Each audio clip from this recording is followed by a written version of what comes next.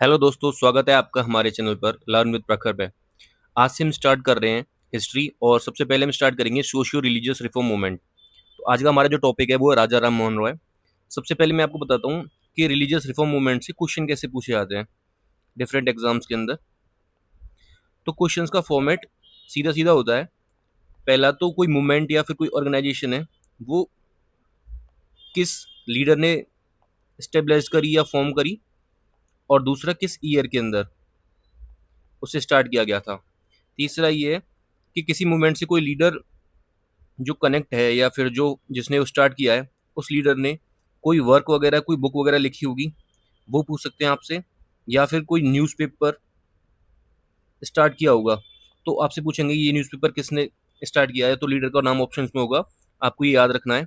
इससे क्वेश्चन आते हैं एग्जाम्स के अंदर, पीसीएस या फिर डिफरेंट स्टेट एग्जामिनेशन हो या फिर कोई भी सीडीएस वगैरह या डिफेंस एग्जाम भी हो, उसके अंदर भी पूछा जाता है। तो चलिए आज स्टार्ट करते हैं राजा राम मोहन रॉय। इनका राजा राम मोहन रॉय जो मेन वर्क था वो एक तो मोनोदिज्म को ये प्रमोट करते थे, और दूसरा ये जो आइडोलेट्री मतलब मूर्ति पूजा वगैरह होती है उसके अगेंस्ट थे। कास्ट डिस्क्रिमिनेशन की भी अगेंस्ट थे ये। इनका जो टाइटल है राजा का राजा का जो टाइटल था वो दिया था अकबर सेकंड ने, मुगल एम्परर ने। इनको फादर ऑफ इंडियन रेनेसा भी बोलते हैं। इनके द्वारा दो सोसाइटी बनाई गई थी, एक थी आत्मीय सभा, दूसरी थी ब्रह्मो सभा। जो आत्मीय सभा थी वो पहले बनाई गई थी 1814 के अंदर, उसे सोसाइटी ऑफ फ्रेंड्स भी बोलते हैं। दूसरी थी ब्रह्मो सभा, जिसे ब्रह्मो समाज के नाम से भी जानते हैं। 1828 के अंदर ये फॉर्म करी गई थी। इसका जो मेन एम था वो था सती प्रथा को सोसाइटी से एबोलिश करना। 1829 के अंदर एक एक्ट लाया गया ब्रिटिश के द्वारा जिससे सती प्रथा को एबोलिश किया गया।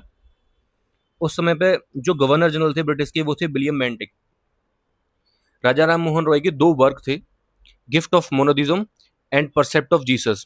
ये आपको याद रखना है क्योंकि ये पीसीएस के अंदर प्रीवियस ईयर में पूछा जा चुका है। इनके दो न्यूज़पेपर भी थे राजा राम मोहन रॉय के, संवाद कौमुदी एंड मिरातुल अकबर। वेदांता कॉलेज 1825 के अंदर राजा राम मोहन रॉय ने स्टेबलाइज किया गया था। अब हम देखेंगे ब्रह्मो सभा। 1828 के अंदर ये बनाई गई थी जिसे ब्रह्मो समाज ही बोलते हैं। राजा राम मोहन रॉय मेन लीडर थे इसके।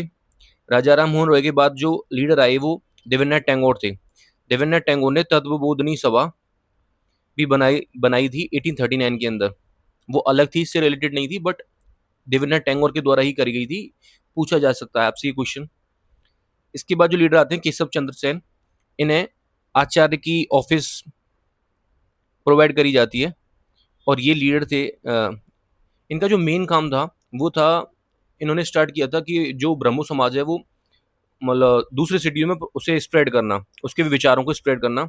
और इनकी कुछ मेन चीज़ थी जो कि कॉन्फ्लिक्ट क्रिएट हुआ देवेंद्रनाथ टैगोर और केशव चंद्र सेन के बीच में।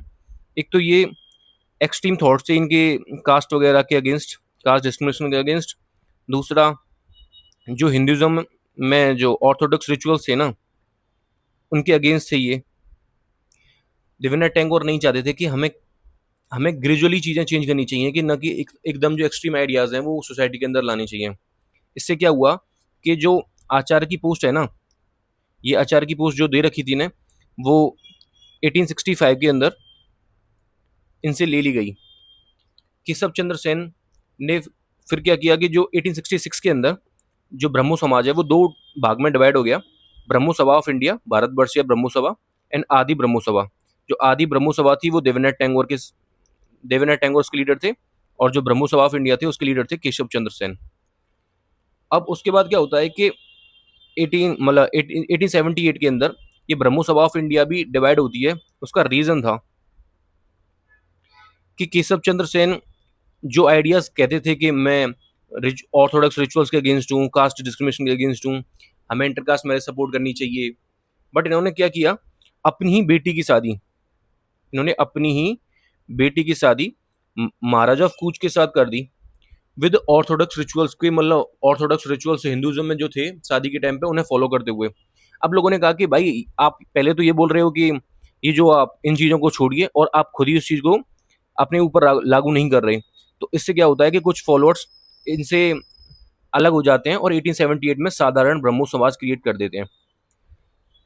केशव चंद्र सेन की आप संघर्ष सभा भी पूछ सकते हैं, मतलब ये पूछा जा सकता है, बट आप याद रखना इसे कि संघर्ष सभा किसने क्रिएट करी थी, और गुडविल फ्रेटर्निटी ये केशव चंद्र सेन की हैं, और ये इनके वर्क्स हैं जो इन्होंने मतलब बुक वगैरह या फिर इन्होंने कुछ जर्नल वगैरह लिखे थे, आप इनको याद कर सकते हैं।